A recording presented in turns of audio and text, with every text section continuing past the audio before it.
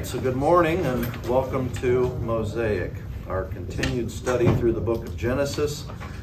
We've reached chapter 4 last time, and we looked at Cain and Abel and the first murder, as it were, and why that transpired the way it did. And this is we're going to start with kind of the tail end of that to kind of lead us into where we're looking at this morning. This is Cain's kind of response to God's punishment, and then God's response to that, and then we talked about it briefly last time, verse 17, but we're going to kind of work our way through 17 on through the end of this chapter this morning. So let's go ahead and read this. There's 3 screens here. If somebody wants to do that for us, I'd appreciate it. Cain said to the Lord, "My punishment is greater than I can bear. Behold, you have driven me today away from the ground, and from your face I shall be hidden. I shall be a fugitive and a wanderer on the earth, and whoever finds me will kill me." Then the Lord said to him, "Not so. If anyone kills Cain, vengeance shall be taken on him sevenfold." And the Lord put a mark on Cain, lest any who found him should attack him. Then Cain went away from the presence of the Lord and settled in the land of Nod, east of Eden. Cain knew his wife, and she conceived and bore Enoch. When he built a city, he called the name of the city after the name of his son, Enoch. To Enoch was born Irad, and to Irad fathered Mahuiel, and Mahuiel fathered Methuselah, and Methuselah fathered Lamech. And Lamech took 2 wives. The name of the one was Ada, and the name of the other was Zillah. Ada bore Jabal. He was the father of those who dwell in tents and have livestock. His brother's name was Jubal. He was the father of those who play the lyre and the pipe. Zillah also bore Tubal-Cain. He was the forger of all instruments of bronze and iron. The sister of Tubal-Cain was Naamah. Lamech said to his wives, Ada and Zillah, "Hear my voice, you wives of Lamech. Listen to what I say. I have killed a man for wounding me, a young man for striking me. If Cain's revenge is 7-fold, then Lamech's is 77-fold. And Adam knew his wife again, and she bore a son and called his name Seth. For she said, God has appointed for me another offspring instead of Abel, for Cain killed him. To Seth also a son was born, and he called his name Enosh. At that time, people began to call upon the name of the Lord." All right, very good. Wow. So here's Cain. We'll pick it up in verse 16. Cain went away from the presence of the Lord and settled in the land of Nod, east of Eden. We don't know much about Nod or whatever, but it was Adam and Eve were put out east of Eden. So he's still in the same general area, but has gone out from where they were at. Then it talks about Cain knew his wife. We spent quite a bit of time last week looking at that kind of euphemism. It's a reference to a sexual relationship, but it's also, we found it's used throughout the scripture to know someone is to be in relationship with them. God uses that a lot of us, or we know God, or more importantly, God knows us, that kind of thing. But in this case, obviously, it's referring to the fact that they had a child together. So he knew his wife Eve, and she conceived and bore Enosh. So last week we looked at this, a little bit of review. How was it that Cain had a wife, right? So you got Adam and Eve, they have 2 sons, Cain and Abel.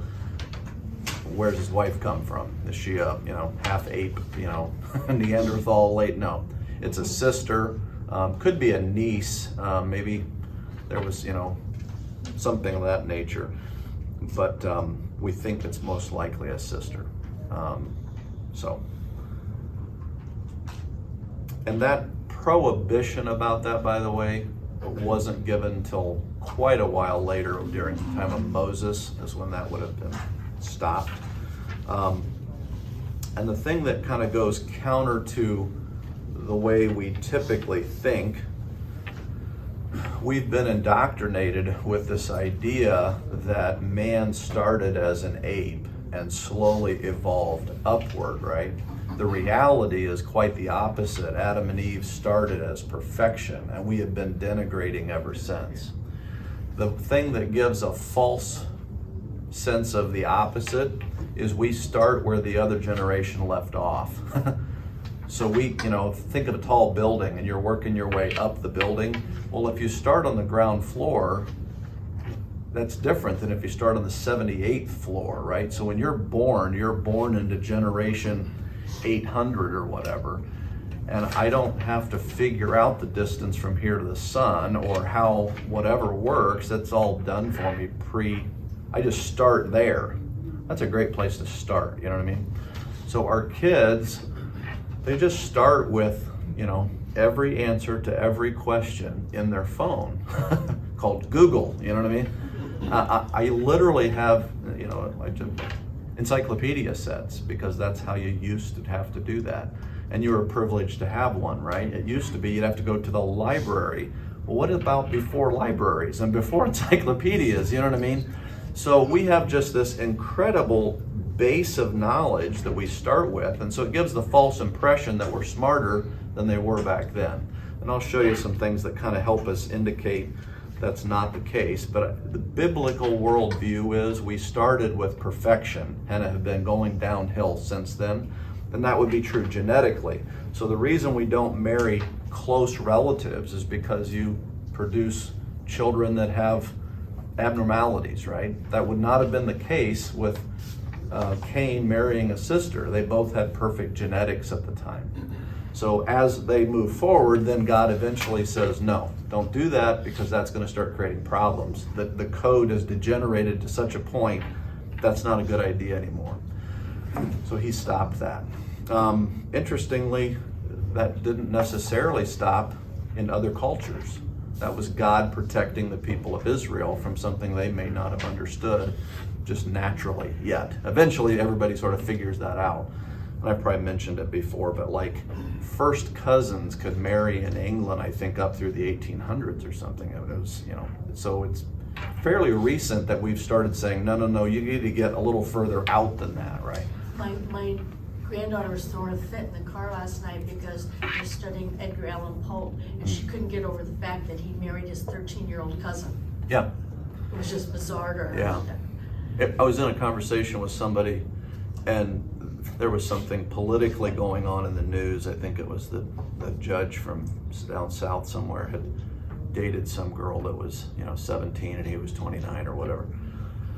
That's never right. And I'm like, I understand that in our current culture, 17-year-olds and that's not, but I think I have a great-grandmother was married at 13 or something. I mean, that's not that uncommon 100 years ago. You go back into the Old Testament, and is it Josiah takes over the reign at a very young age, but his son, you start doing the math, it's like, this guy had to be married at like 12 or something.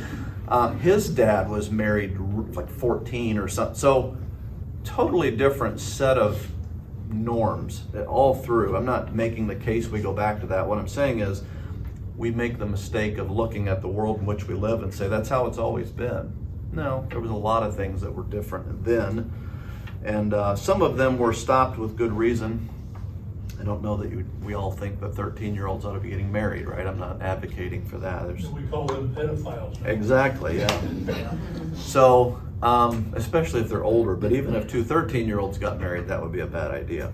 However, if your average lifespan's 30, you're middle-aged at 14 or 15, so I mean, there's just a different set of circumstances, so that's kind of a side topic, but anyway. All right. Cain went out, conceived a son. When he built a city, the interesting thing there in the grammar is it's a process word. This build is like building. It'd be maybe a better reference. He was building a city. It's like there was this long process of an ongoing effort to try to do this, is the point that's being made when you read it that way. And he called the name of the city after his son, Enosh. So my first question on there is, what's the significance of him doing that? Number one, we're not told this in most cases.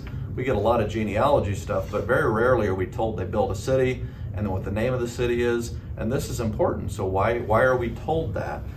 And the idea there is,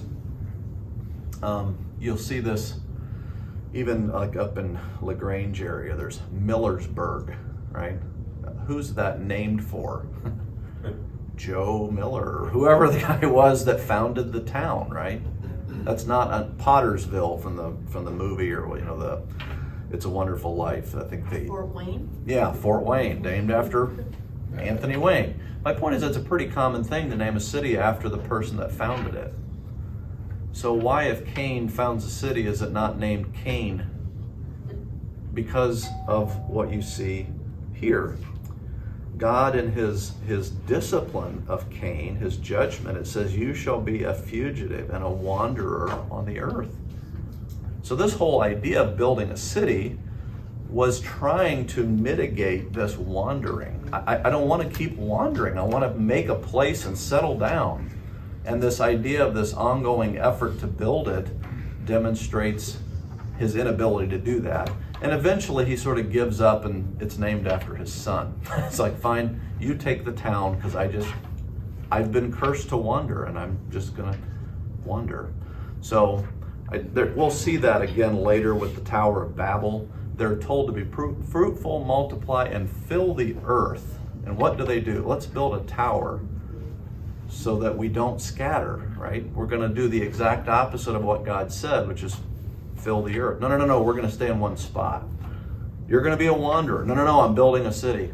So I think that's kind of the significance of that. Cities were usually named after their founder. Cain had been cursed into being a wanderer. This seems to indicate that while he tried to defy God and build a city, in the end, he ended up naming it after his son rather than himself. So we think that's why that's there. One thing about the Bible, it doesn't waste words. It doesn't waste anything. If it's there, there's a reason. It's up to me to figure out why that's there. It's not that, well, that doesn't matter. No, it does. You just have to figure out the why. And this is our best stab at the why on that. All right. So we'll do a little bit of genealogy here, which is kind of interesting. We'll do a lot of that this week and next. It's kind of the point of these 2 weeks here. To Enoch. Oh, by the way, if you see like this person, and let's say their name is the same as someone in a different line, that's like we have how many Kathys in the room, right? That's what's going on. Not nearly enough. Exactly. So the point is, they had this. That's good. There was a. Somebody said, if you've ever been to the Soviet or the old Soviet Union, Russia, whatever, you realize they have actually 7 male names. Everybody's named one of 7 names, right? Igor or whatever, and they're all, there's 70 of them in this town or whatever. So same thing is going on here. So just because you see a name here doesn't mean, oh, that's the one that, no. You have to kind of figure out from the context, is this that guy or is this other guy? So this is Enoch that is born to Cain. Okay, to Enoch was born Irad. Irad fathered Mehujael. Mehujael fathered Methuselah. Methuselah fathered Lamech. Okay, I'm never going to repeat those names again. So let me do this. I kind of pulled them off into a line so you can kind of see the descendant here. So you have Adam, Cain, Enoch, Irad, and then these names. And we end with Lamech, and we're going to study some stuff with Lamech this morning.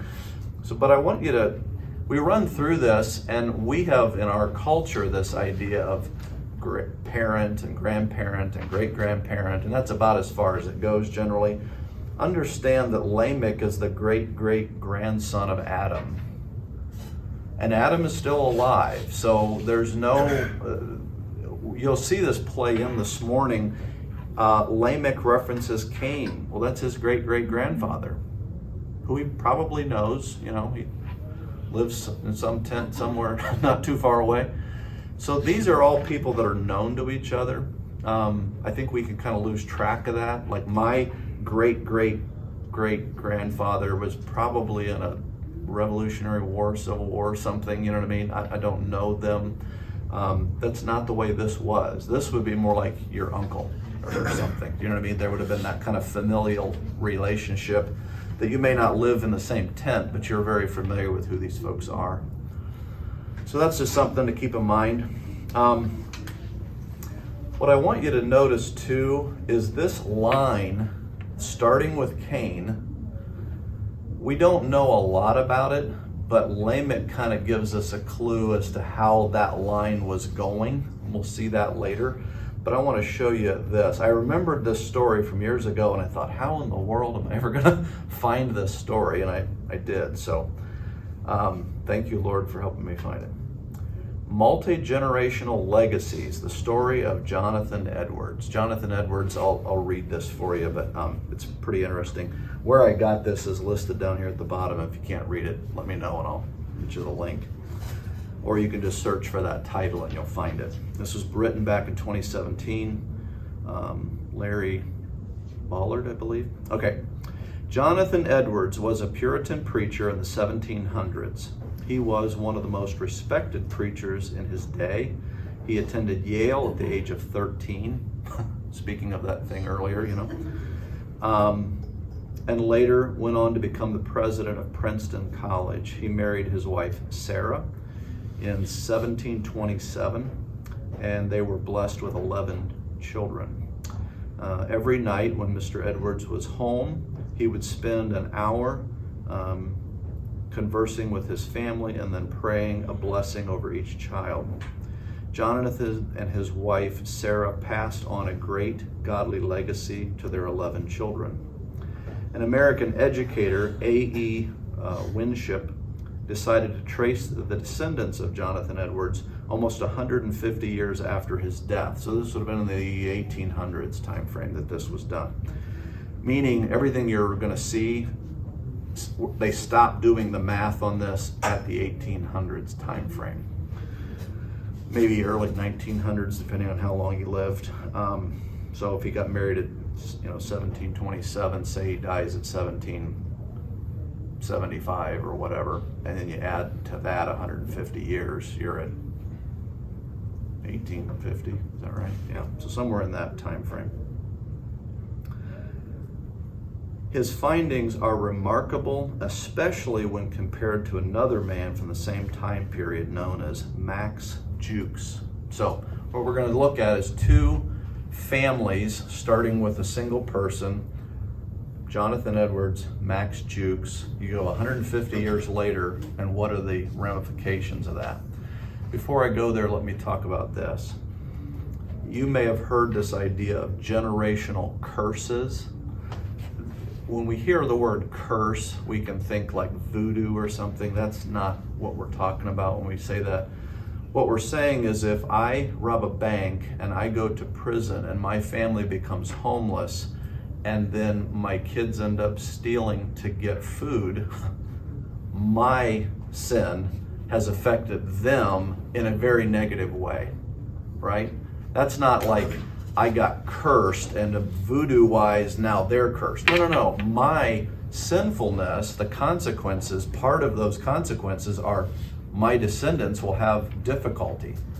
On the other hand, if I'm a hard worker and I do all these things and I create a good life and I get my kids in school and they get a good job, and that's also a consequence and they benefit from that consequence, right? So it's not a voodoo type thing to say generational curse. It's no different than third generation welfare recipient to third generation fireman.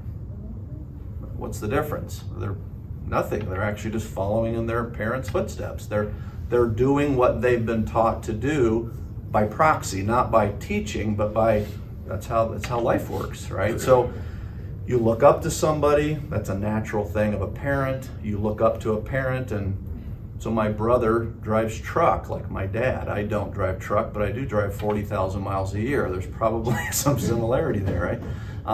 Dad was in full-time ministry. My brother was a youth pastor, an associate pastor, and I do this. You know what I'm saying? This is just as normal can be, but it goes in both directions.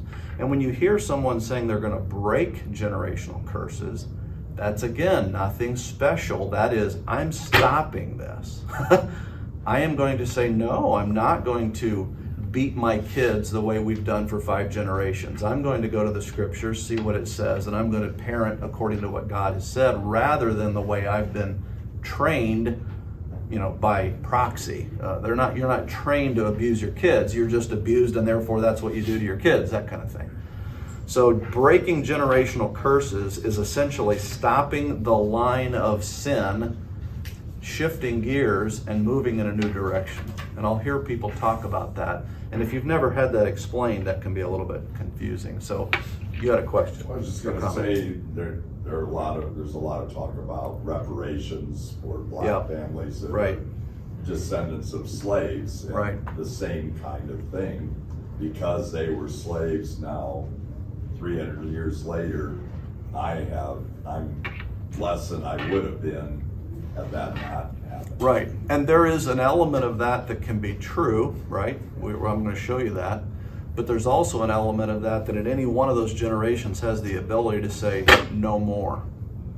And you stop and you change course and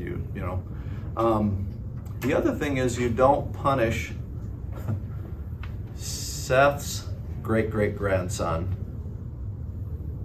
by rewarding the great-great-grandson of Cain because, you know what I mean? No, that doesn't work like that. Every generation has their opportunity to get it right or get it wrong.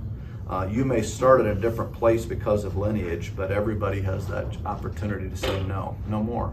And there's lots of evidence for that. There's many people that have started in a very bad place and ended up very well because they broke that tradition. So with that in mind, let me show you this. This is just an imagery that someone drew up, and it's very hard to read, so what I did is kind of blew it up, and I'm just going to read through these. Jonathan Edwards' legacy includes 285 college graduates, 100 clergymen, 100 lawyers. I almost wanted to move that to the other column, but Probably balance each other out. in the day, that was probably a noble thing, unlike maybe, and there's still some good lawyers, of course, so joking aside. All right, 80 public office holders, town council, things of that nature, state representative. 75 military officers, 65 professors, 60 doctors, 30 judges, 13 college presidents, 3 mayors, 3 governors, 3 U.S. senators, 1 dean of a law school, 1 dean of a medical school, and 1 vice president. By the 1850s, who knows where these numbers are at now? Okay? Max Jukes, criminal in his day, led to 1,200 of his descendants dying prematurely, just died early from some form. 440 were wrecked physically by alcohol. It doesn't mean that 440 were alcoholics. It means 440 were so badly alcoholics that they had health problems from it. That's how far off the rails they were on that. 310 paupers, what we call that today is indigent. You literally have nothing when you die, and so the county has to pay to have your body cremated, or in that day marked, put in an unmarked grave at the edge of town. 310 that way. 190 prostitutes, 150 other convicts, meaning could have been a variety of things. Carjacking wasn't a thing at the time, but that kind of thing, as opposed to 60 that were specifically listed off as thieves and 7 murderers. So what is this here for? Why am I talking about that? How many of you have thought on a Tuesday, when you're thinking about whether you should do this or this, that 150 years from now, my great-great-grandkids are going to be affected by what I do today? I don't think like that. It's true, but I don't think that way. So you have an enormous impact, not on your kids alone or not your grandkids alone, but because of what you're doing with your kids and your grandkids, they will then have that effect on their kids and their grandkids, and their kids and their grandkids. And it's a remarkable thing. And I think that is in part what you see here with this lineage. So now we're going to look at the great-great-great-grandson of Cain. great-great-grandson of Cain. Lamech took 2 wives. All right, so the first thing to notice, he didn't have 2 mistresses. They hadn't gone so far off the rails that they had rejected God's plan for marriage. They were marrying still. God established that. They're still doing that. But he had demonstrated 1 man and 1 woman, and this is the first record of somebody saying, nah, I'll do it this other way. And so he takes 2 wives. That becomes pretty common, and eventually God says, no, stop that. That's not right. That's not good. And many broke that, just like many of us sin against what we know God is saying today. But this is the first record of that we see. The name of the one is Ada or Ada or something, and Zillah. So what you'll find as we run through this, a lot of these names have a meaning. They have, and you get that from the Hebrew word that it's written in when Moses wrote it. In other words, we don't really know what the name of this lady was in whatever language they spoke at the time. Just like her name isn't Ada, because that's English. This is originally written in Hebrew, and that's how God gave that to Moses to write, but we don't know what her name would have been back before Hebrew, okay? The point is, when we see these Hebrew names, they are inspired by God for us to understand that, and they do have a meaning. Each of these names have a meaning. What's interesting on these 2 is one means, I was going to write them down and I forgot to do that, but one is like pretty or beautiful, and the other one is pleasant voice type thing. So he picked pretty and good singer type thing. It's this. It kind of fits with Lamech as we read on. You'll like, yeah, I can see that. I can see him picking the prettiest girl and the girl with the best voice in town. That's who he chose as his wife, as opposed to someone with noble character and Proverbs 31 woman type thing. So took 2 wives. The first one is this Ada, or however you would pronounce that. And she bore Jabal.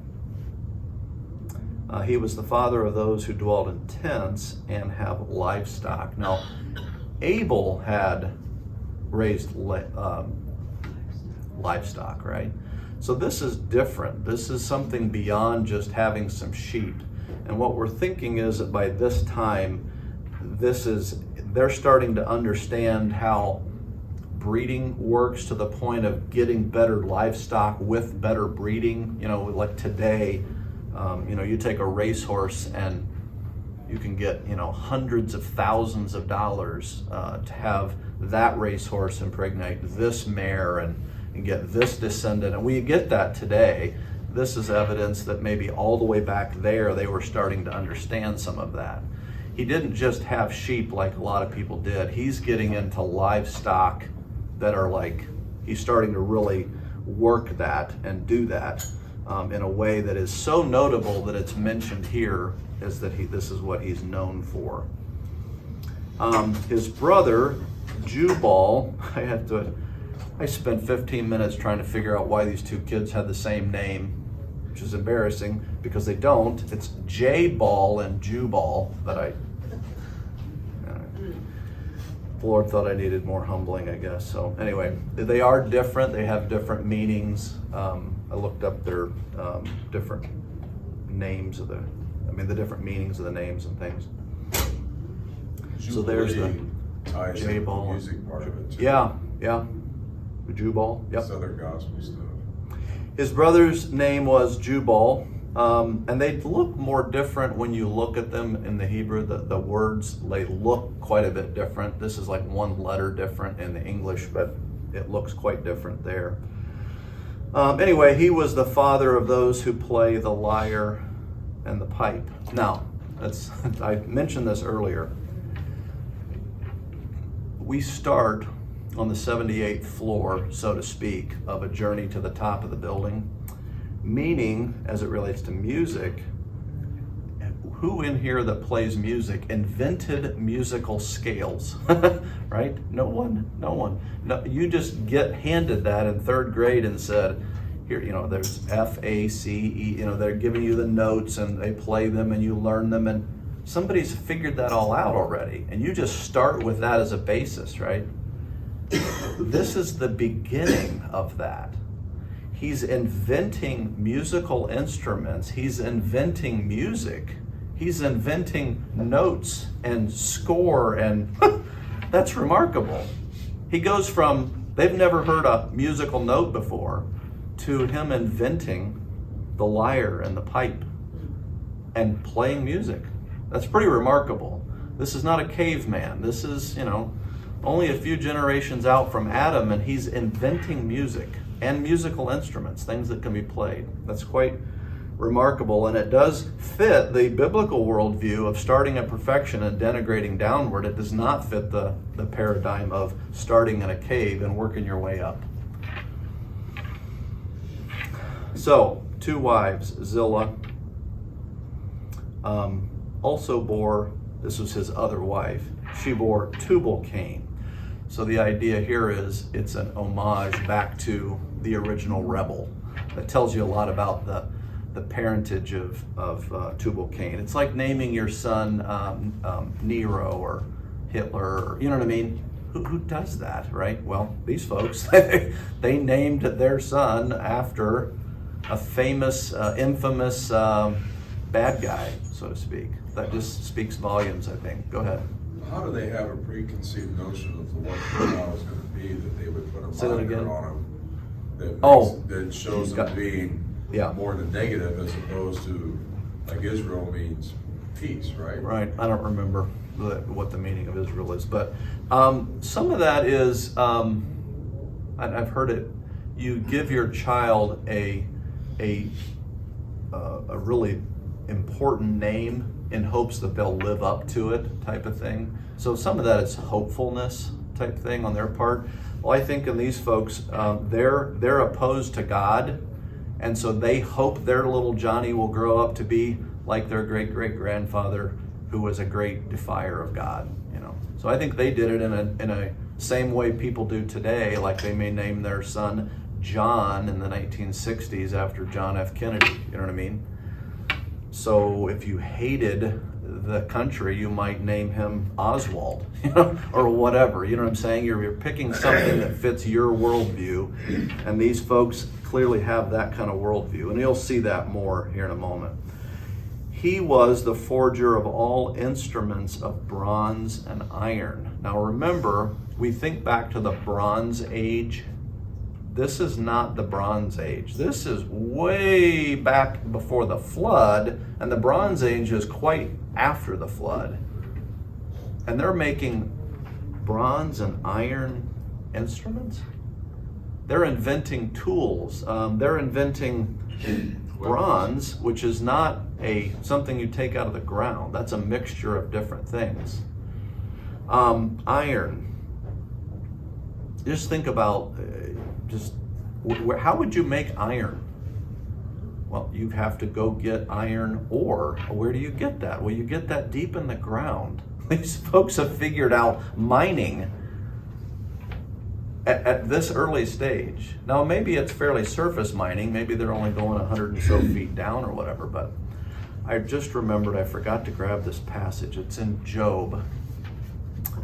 I can't. Maybe I'll show it to you next week. It's phenomenal. It's a passage in Job that talks about where do you find wisdom? And then it talks about people going down deep into the earth and getting things out of the earth. It's describing mining in the book of Job, which is one of the oldest books in terms of chronologically when it was written. It's a phenomenal thing. Again, lending to this idea that we started at the perfection level and have moved our way down. And these folks, with the very, very limited things they had to start with, had already developed music, iron, all these different things. This is kind of a remarkable thing.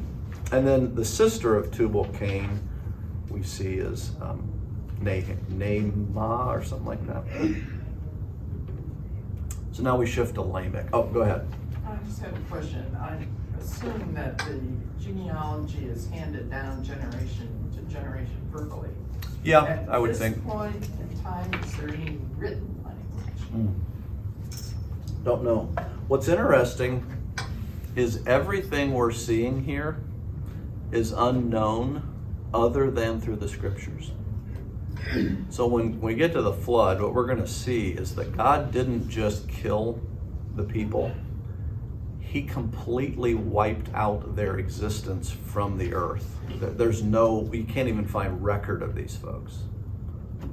It's an elimination of, we'll get into it maybe in the weeks to come, but I'll throw this in real quick. These folks are living 800 and 900 years, and we're seeing that next week. If each family had 6 kids, which seems highly unlikely, in the time frame from Adam and Eve to the flood, they estimate population could be at the 7 or 8 billion people.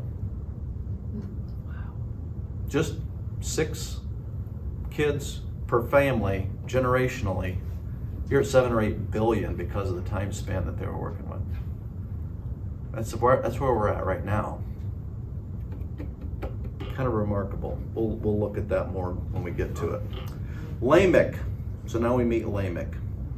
Lamech said to his wives, and notice this is a quote from here on. He doesn't, it's not like I start talking to Brenda in the kitchen and say, hey, I had this really interesting thing happen, right? No, this would be like, Brenda, hear my voice. What? Who talks like that to their wife? You know what I mean?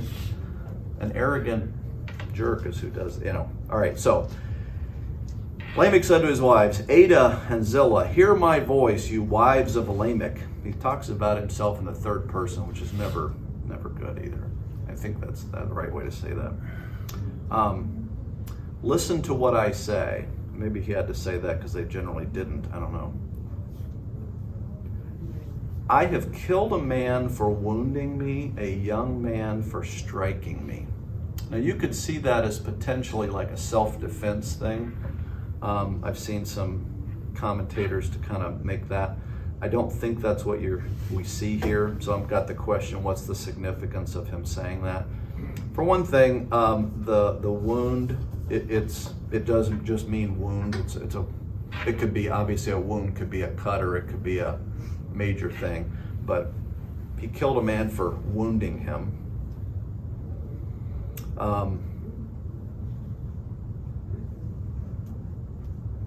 Here it is. This is that verse in the King James. It says it slightly different.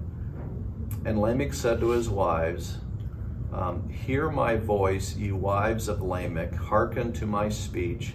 I have slain a man for wounding me, and a young man to my hurt. Or striking. To strike is different than a wound. Think slap, right? Or punched. This kind of goes with what Jesus talks about when he says, if someone strikes you on the cheek, turn to them the other. It doesn't say that. It actually says if someone strikes you on and I can't remember, left cheek, turn to them the right.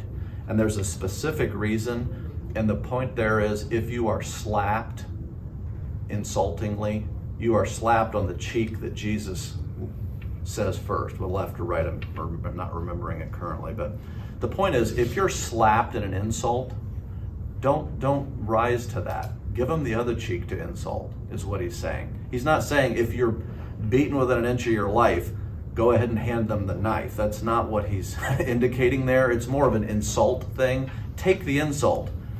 That's kind of what this is reminiscent of. I think that may be where Jesus is pulling that from, and you'll see why I say that in a moment.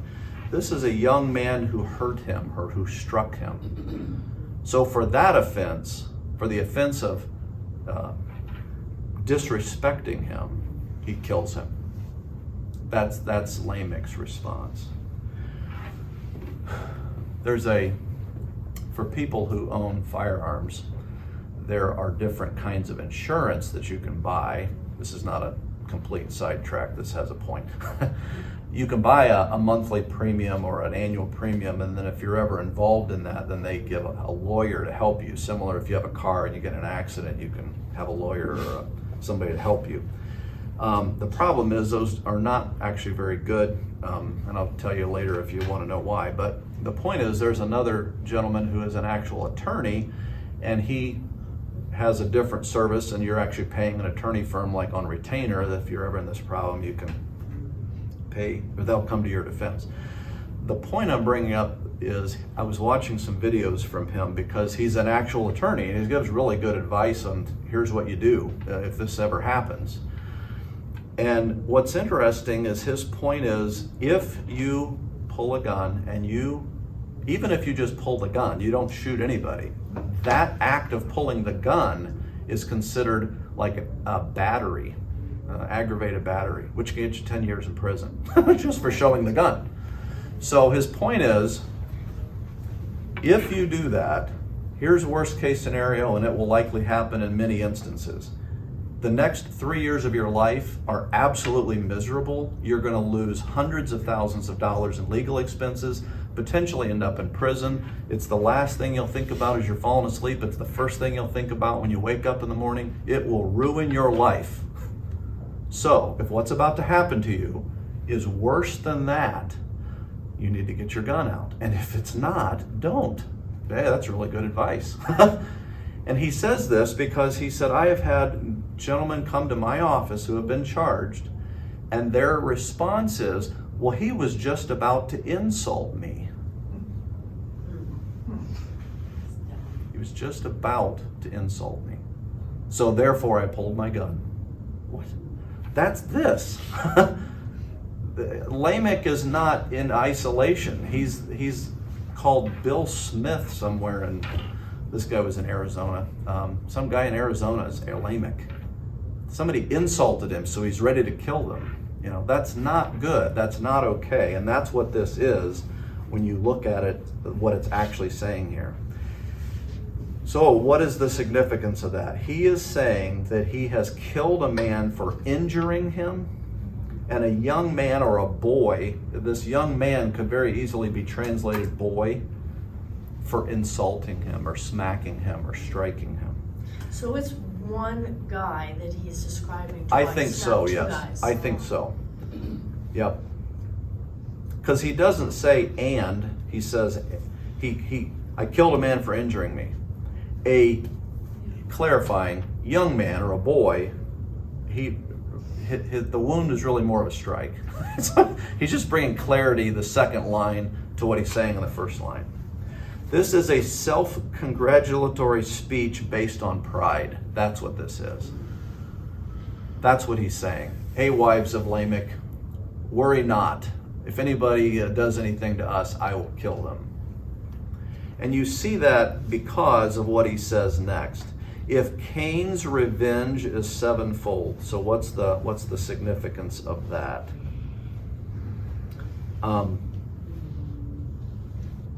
Then Lamech's is 77-fold.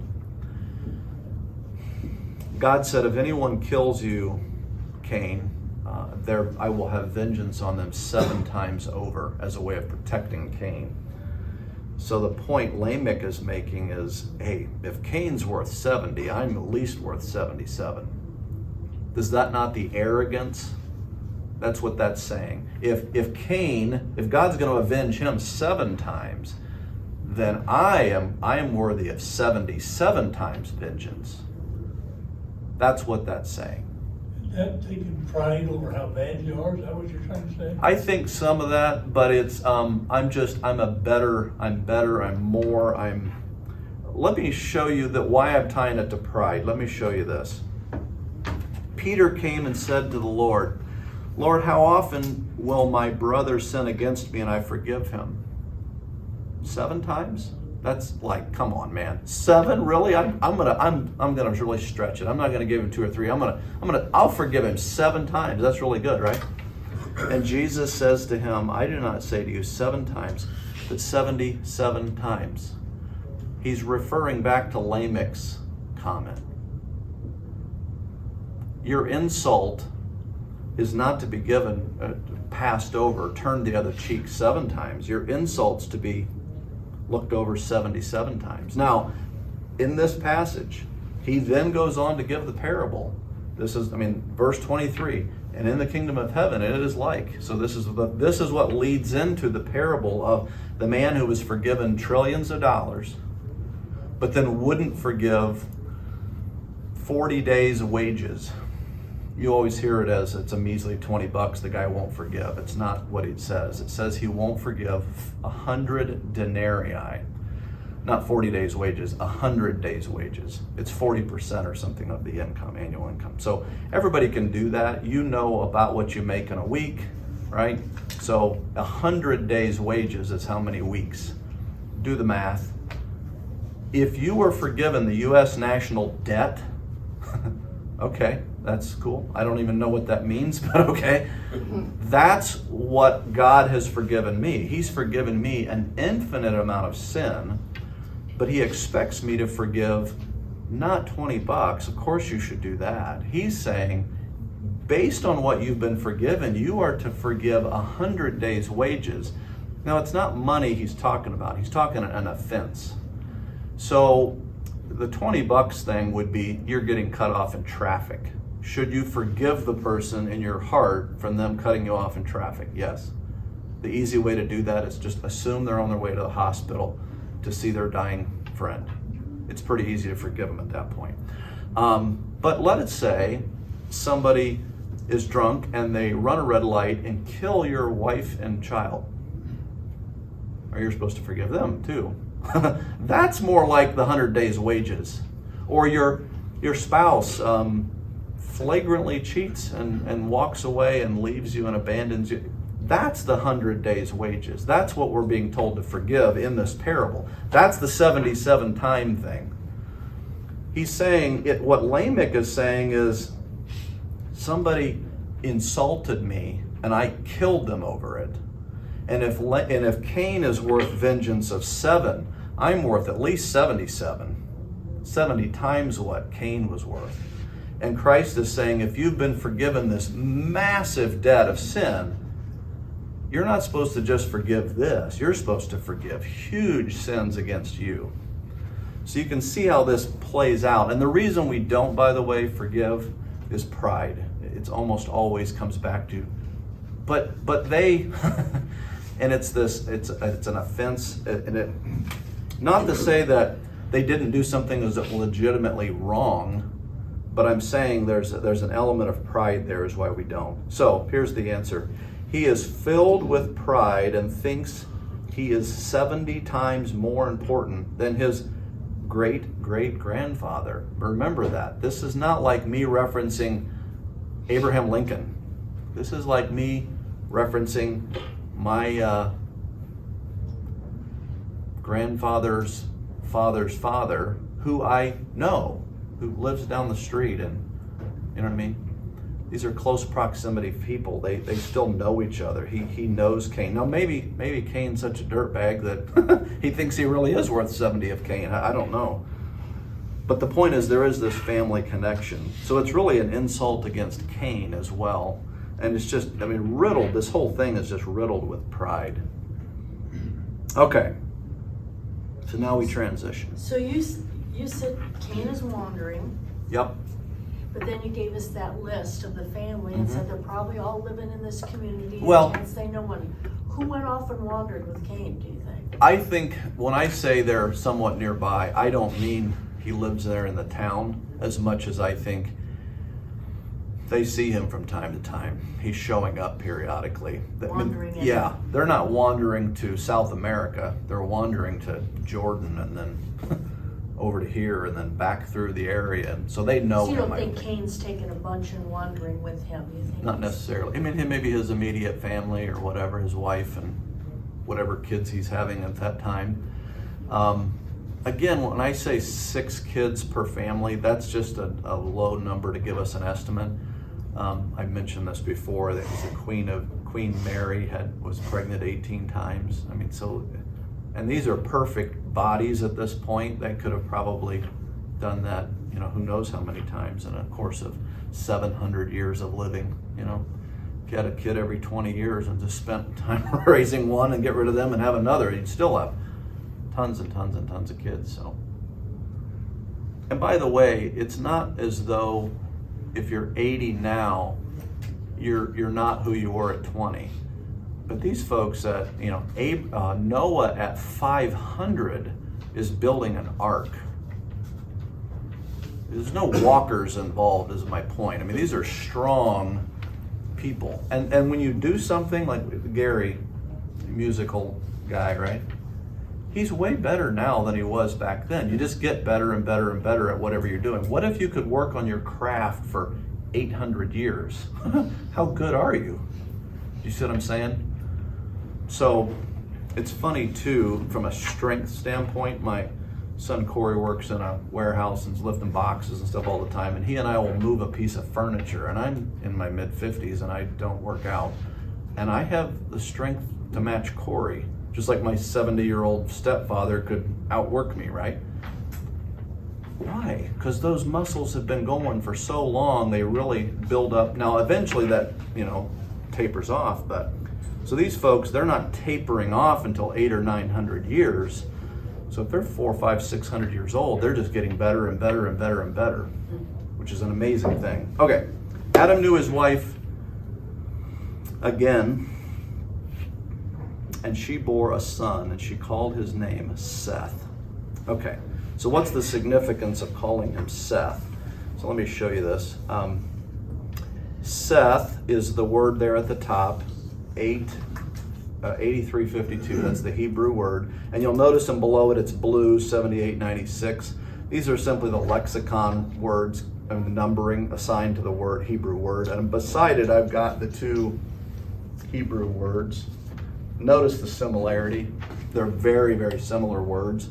So when it says Seth from 7896, what it's saying is it's a derivative of that same word. It has a very similar meaning. We would have words like that today. I'm just not thinking of one off the top of my head. So the word Seth means to be a substitute, something of that nature. The actual word that name is derived from has a wide variety of applications. And an appoint, to appoint something is one of the uses of that. You'll see that here in a moment. Another is, well, I'll show you when we get to it. Let me show you this. So she bore a son and called his name Seth. And she then says, God has appointed, right, for me another offspring instead of Abel, for Cain killed him. So she's kind of giving you the why he's named Seth. Why? Because he was appointed to replace Abel, the one that Cain had killed. Interesting, offspring. She doesn't say, I've been given another son, or there's ways she could have said that. The word offspring here is the word seed that we saw back in Genesis 3 when it's talking about Eve and the serpent, Satan actually. I will put enmity between you and the woman, between your seed and her seed. I showed you that week. That's the word there. He will bruise your, speaking to Satan, head, and you, Satan, will bruise the seed of Eve, her heel, or his heel. So the point is, in Genesis 3, Satan is told there will be a descendant of Eve who will crush your head and you will bruise his heel. So from the get-go, they get that. Do you think that might be why Cain killed Abel? Cain is on kind of team Satan, right? And he is being, sin is crouching at the door. God says its desire is to control you. What is it wanting to control? He is being pressured or tempted to kill Abel. Why? Because Abel is a true follower of God. Satan's like, that might be the seed. I got to wipe him out. So he sends Cain to kill Abel. So now Cain can't be the guy. He's been banished, and Abel's gone. Solve that problem, right? So with that in mind, when she says, God has appointed me another offspring, another seed. Maybe he's the one. Maybe he's the one that will bring this retribution. They don't get yet that there will thousands of years later be a Messiah born. They don't have all that information at this point. They just know at some point she will have an offspring that will crush Satan. And this is, God has appointed me another offspring, another seed, instead of who? Abel, the one they originally thought was going to be the one.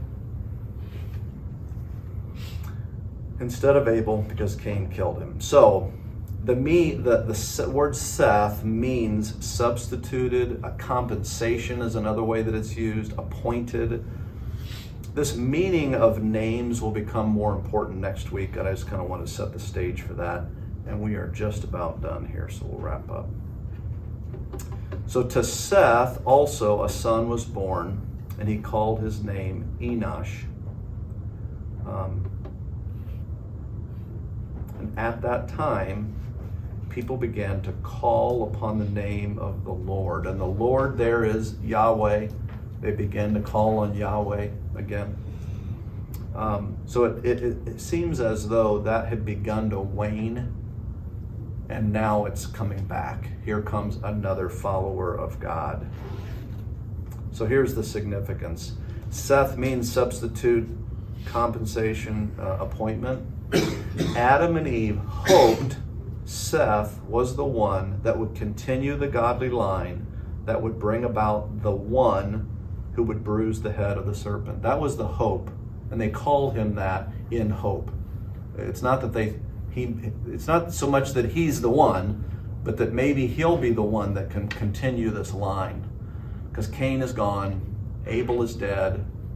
They have other sons and daughters, we're told, but their hope is placed in Seth. And they were right. We'll see that. He is the one that continues the line, and Jesus comes through the line of Seth. Even Adam and Eve, Yeah. met the serpent face to face. Yeah. Do you think they're talking about that in their memory, or do you think they have a real vision of what Satan really is? Because they call him serpent. Yeah. I think they don't fully understand, yeah. There's the word there, serpent, has multiple meanings, so it's questionable as to whether he was just your typical serpent. And I know I said that I think so. There's another part to that that's like a light bearer.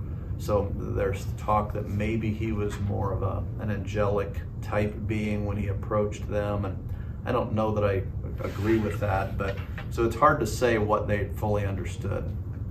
But I don't think they fully understood. I don't think they grasped all of it, because they didn't have all that revelation yet. So I brought it back to this, and I'm ending on this note. What you really see is two family lines. One is a family of Cain, and the other is the family of Seth.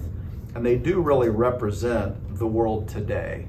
There is the secular world that is not all bad. I mean, we all have jobs and music and concerts and metal and all the things that are represented there in that secular line of Cain. But then we also have the family of God, the spiritual line, and we are part of that family. But we also are get to be participants in the benefits of common grace. Really, God is enabling this secular line to develop these incredible things that bring enjoyment to life. So Cain's line is not all terrible constantly. They have music, they have instruments, they have livestock, and all these different things. So these are all what we refer to as common grace. But it's just a way of illustrating there are these two kind of families, the secular family and the godly family. In America, for a long time, those merged in a way. The secular became fairly religious. And now we're in a time period where that's not the case. And the secular is it's not anti-Christian, it's really anti-God, it's more than anything, anti-Bible. It's like, you can believe whatever you want, just keep it over there. Don't bring it out into the world and bother us with it. We're going to do whatever we want. So we only get in trouble when you start saying what God expects. So last thoughts, and I'm going to pray because I don't want to make you late. So I'll hang out after if you'd like to ask questions.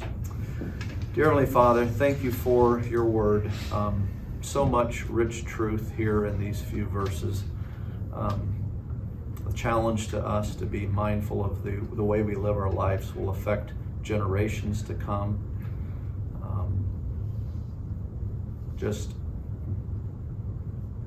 the idea that Adam and Eve may have realized after the raising of Cain and Abel, they wish they could maybe do that differently. So maybe they raised Seth in a different way. I know as parents, when our kids are grown, universally we always think, boy, I could have done this different or that different, and they have those opportunities because of the length of their life. So help us to be mindful of that, and help our kids as they raise their kids speak wisdom and truth into their lives in the best that we can. And Lord, we are most grateful of all for salvation, for your gift of saving us. And Lord, I pray this week and the weeks to come that we would continue to have that element of gracious boldness to speak the truth. Don't expect it to be taken well, but we don't have to be offensive as we bring that truth. But help us to do it regardless of the feedback. Help us to continue to speak the truth. And we pray all these things in Jesus' name.